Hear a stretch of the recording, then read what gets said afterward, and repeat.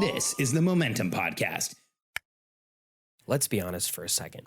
As an entrepreneur, if you could predict the future, you would. You would want to know what's going to happen, anticipate what's coming before your competition, and be prepared for what's coming your way. Right now, we are in the unique position to do exactly that.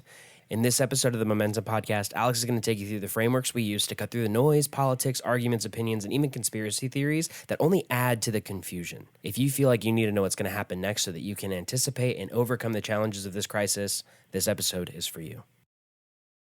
I'm Alex Sharfin, and this is the Momentum Podcast, made for empire builders, game changers, trailblazers, shot takers, record breakers, world makers, and creators of all kinds. Those among us who can't turn it off and don't know why anyone would want to. We challenge complacency, destroy apathy, and we are obsessed with creating momentum so we can roll over bureaucracy and make our greatest contribution. Sure, we pay attention to their rules, but only so that we can bend them, break them, then rewrite them around our own will. We don't accept our destiny, we define it. We don't understand defeat because you only lose if you stop, and we don't know how. While the rest of the world strives for average and clings desperately to the status quo, we are the minority, the few, who are willing to hallucinate there could be a better future. And instead of just daydreaming of what could be, we endure the vulnerability and exposure it takes to make it real. We are the evolutionary hunters, clearly the most important people in the world, because entrepreneurs are the only source of consistent, positive human evolution, and we always will be. You know, I think the most important thing for us as entrepreneurs is to determine what's going to happen next. Like, what's going on with this crisis and what is going to happen? Like, what are the things that we're going to have to adjust to? What are we going to have to get used to? What are we going to have to overcome in this crisis? The issue that I see in the current crisis that we have is that there are a lot of people looking in the wrong place to understand what's going to happen next. In fact, what I keep hearing from people is, what are the politicians saying? When is the president or when are leaders going to open up the country or open the world back up? When are we going to get started again? As entrepreneurs, I want to give you some harsh reality and what is really going to happen next, what is going to happen in this crisis. And I want to tell you where this comes from. So as an entrepreneur, I've lived through multiple crises. I not just lived through them, I've actually succeeded. I've excelled. I've grown businesses like crazy in the middle of crisis. When I was younger, just as a kid, I went through the OPEC crisis of the 70s. I went through the real estate crisis of the 80s. Then when I was running businesses, I actually experienced firsthand 9/11, the dot-com boom, the first epidemic that we had over in Asia that interrupted supply chains, Black Monday, Black Friday, the stock market collapse, and even the foreclosure crisis. In fact, just so you know where the information I'm about to share with you comes from, during the foreclosure crisis, my wife Katie and I were the 21st fastest growing company in the country in 2011. So we started in 2007 while we were bankrupt, and we became the 21st fastest growing company in the country. So not only do I do okay in a crisis, I kind of tend to excel. And here's how. Here's my secret. The secret to getting ahead in a crisis is knowing what's going to happen next. And if this is crisis planning 101, rational thinking, data and logic, understanding what's going to happen next in a crisis. And so let's understand what's going to happen next in this crisis. Let me give you some hard truths, some realities about what's going on with the coronavirus crisis. So number one, what happens next may be influenced by, but is not in any way determined by politicians. Let me explain to you why.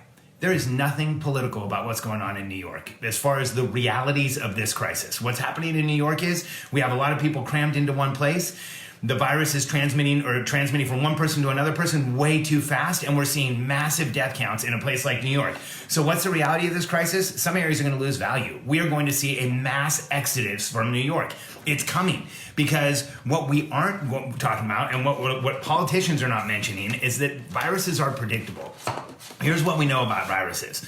Once they're in the environment, they tend to stick around for a while. They're not going anywhere.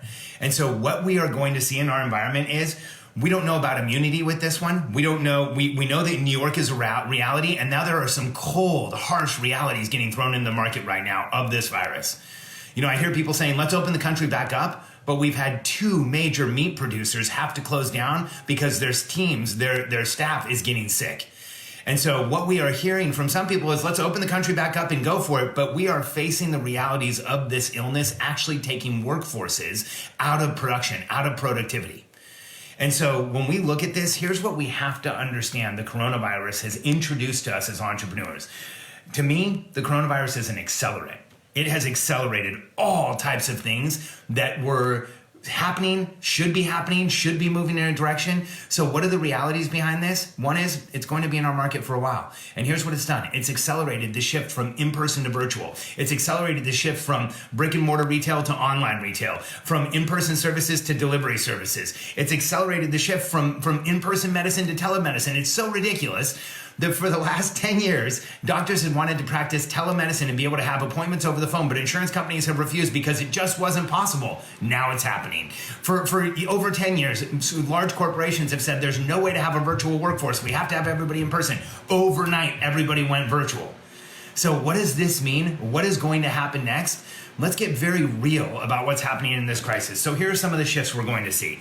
We are seeing a tectonic shift in the restaurant business, in the retail business, in entertainment, in shopping. Here's what's happening. Human beings are in this crisis right now, and they are resetting habits and outlooks and opinions. The habit of going to the restaurant, the habit of going shopping, the habit of going to try on clothes, all of those are being shattered, and they're not just going to snap back together when this goes away. And when we look at what is happening to businesses are crumbling right now. So when people are talking about, we're going to have this V-shaped recovery and everything's going to snap back together and we purposely close the economy so it's easy to open back up. As entrepreneurs, we need to know something. We are entering a prolonged distressed market. We are entering, and there's no way we couldn't be. Let me just make the argument for why there's absolutely no way we are not entering a prolonged distressed market. Here are all the factors why. Number one, 17 million people have lost their jobs over the last 3 weeks. They will not all be rehired. And this week, Thursday morning, 8 a.m. Eastern Standard Time, we are going to find out how many people lost their job last week. We've had 3 million and change, 6 million and change, 6 million and change. I think we're going to see another number very similar, and we will top 20 million people losing their jobs in the last month in the United States.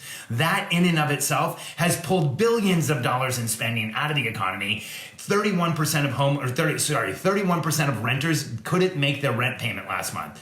So just in the past 4 weeks, we've had unemployment go from single digits, lowest it's ever been, to the highest it's been in a long time, and to record-breaking weekly unemployment numbers we've never seen.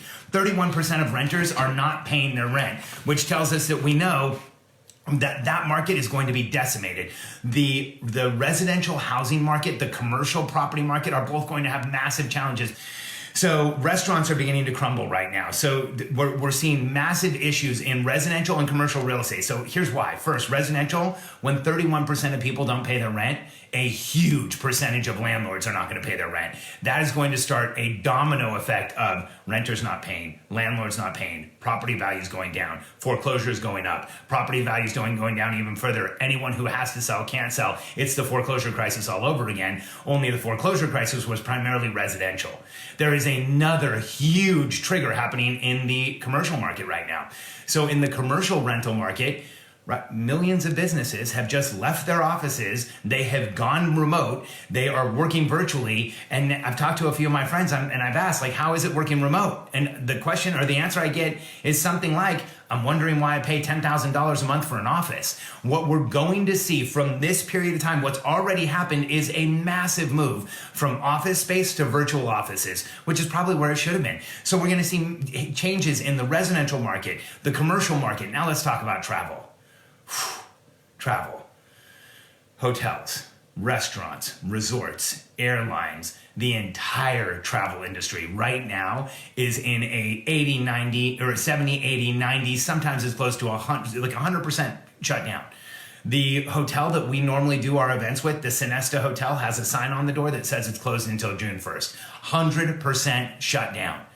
So when we look at the travel industry and we look at hotels and restaurants and event centers and airlines, what we are going to see is that the habits people are forming in this crisis, not traveling, not going out to do things, the corporations that are realizing we don't have to send 20 people to Korea to cut a business deal. We did it on Zoom and it happened anyway. We are going to see a massive reduction in travel. So let's just tick off where we're seeing reductions: residential real estate, commercial real estate, travel. Let's throw another one on: retail. right? Brick and mortar retail has been struggling for so long. Other than some standouts, and really some very specific niche standouts, like TJ Maxx did great. Discount clothing has been doing great for a long time. But when you look at most of retail's been struggling for years. Retail has been hanging on for dear life for years. I know, I grew up in the retail business. And as we speak right now, here's what I want you to know. There are retail business C-suites, the executive suites right now, where they are meeting with attorneys and they are trying to figure out how to hold off bankruptcy already. So many retailers weren't prepared for something like this. So many retailers were barely keeping it together, barely keeping the doors open. We are going to see bankruptcies, closures, store closures in record numbers in the coming weeks and months. It's just going to happen. There's nothing we can do about it because this is an industry that was already on its way out and now is getting assisted on the way out. And then when it comes to brick and mortar restaurants, we are going to see a massive shift in the way people behave. Dining in is going to be a lot less desirable than carry out. And we will see, I predict, tons of restaurants close down. And the shift from dining in going down to carry out going up continue. And even in something as simple as supermarkets. You know, we've already started to see a shift in the supermarket world from having supermarkets that consumers go to having supermarkets where consumers hire shoppers to buy stuff for them, like an Instacart type or delivery service.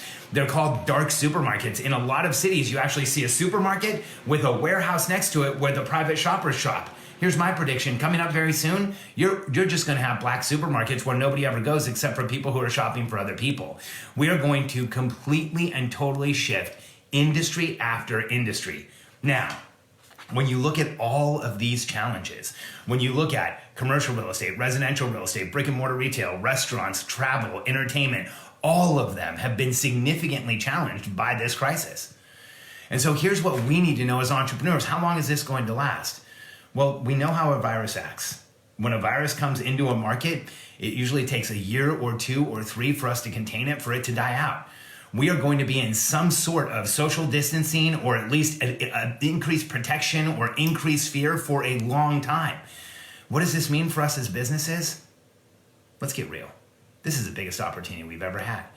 When you look at the amount of shift that's going to happen right now, the amount of changes that are going to happen right now, this is the biggest opportunity for small and medium-sized business ever. Why? Because in a crisis, you can displace a market leader. In a crisis, if you create a solution, it's expected that it's brand new and unproven and nobody's seen it before. In a normal market, when you're trying to sell something new, you're suspicious. In a crisis market, when you're selling something new, you're more desirable. And getting people to take a product, getting people to accept something, if it's the right solution, people act with urgency. And in a crisis, businesses don't grow linearly. They explode. They grow exponentially.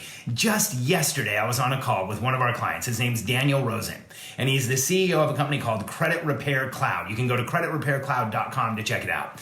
Daniel shows people how to become credit repair heroes, so they start their own credit repair business. They help their friends, their family, people in their community improve their credit so they can buy the goods that they want. So Daniel's business at the beginning of this crisis was right around a $6 million run rate. When I started working with him a couple years ago, it was around a $2 million run rate. Well, he's gone from 2 to 6 in a couple years. And in the last month, he's gone from 6 to 9. That is how fast businesses grow in a crisis.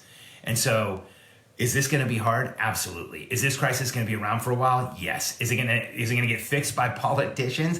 Most likely not. And politicians are not going to change human behavior. So as entrepreneurs, here's what we need to understand. We need to understand this is here for a while and it's not going anywhere. We need to understand that this is a crisis that we need to adjust to and actually accept that this is something we're going to be dealing with for a prolonged period of time. And here's what I want you to know.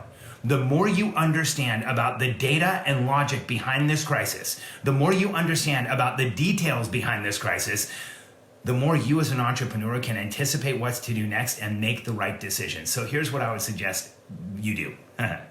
Is go to clarityduringcrisis.com. This Friday, I'm going to be sharing a crisis briefing where I'm going to go through the following. I've put dozens of hours into the research behind this. As a crisis manager, as a crisis consultant, I want to share with you the same information that Fortune 500 companies right now are getting from companies like Bain and McKinsey and other huge consultants. So number one, I want to show you how to understand this crisis, know what's behind it so that you can share with yourself, your team, your family, what is going to happen with confidence. Two, I want you to be able to adapt to the changing market that's going to emerge from this crisis. Let me share with you the clear market indicators that show us exactly what's going to happen next so that you can adjust your business plan, you can adjust your marketing, and you can adjust so that you will succeed in this crisis. And third, this is most important. I want you to not just understand this crisis and not just adapt to this crisis. I want you to overcome the challenges that it is bringing towards us, and the challenges are major. This is going to significantly shift the next several years to a decade of your business, and I want you to understand the details behind it. Now, if you love conspiracies, if you love politics, if you think that what I said is kind of crazy, I've got a suggestion for you. Come to my webinar on Friday and hear a different opinion. Let me share with you the same type of crisis briefing that every Fortune 500 CEO is getting right now. Here's what it is. They are getting data, logic, and they're being explained the most likely scenario, because when you know the most likely scenario and you can plan around it, that's how you, your family, and your business are going to succeed through this crisis. So go to Clarity During Crisis right now, register for my webinar, and I will see you live on Friday. And if you have questions about your business, about how to navigate this crisis, about what to do next, I've successfully navigated more than one crisis in my career, like I shared. In fact, I kind of feel like I was meant for crisis. So if you have a question, if there's anything I can do to help, I will see you Friday. Go to clarityduringcrisis.com, and I'll see you there.